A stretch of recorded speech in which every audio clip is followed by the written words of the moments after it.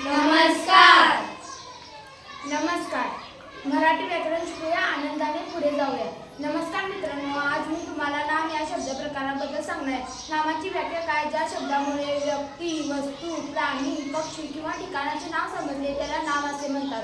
उदाहरणार्थ राम, पुस्तक, शाळा, गाय, पुणे ही नामे आहेत. राम शाळेला जातो या वाक्यात राम आणि शाळा ही नामे आली आहेत.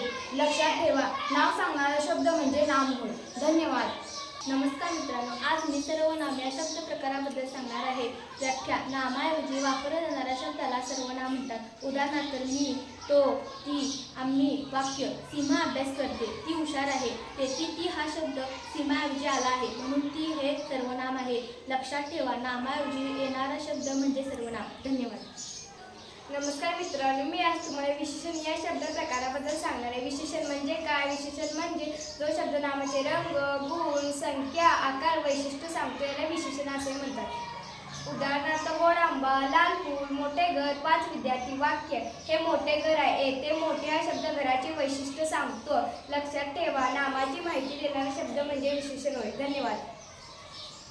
नमस्कार. आज मी तुम्हाला क्रियापद या शब्द प्रकाराबद्दल सांगणार आहे. क्रियापद म्हणजे काय? तर काम किंवा कर्म दर्शवणारा शब्द म्हणजे क्रियापद.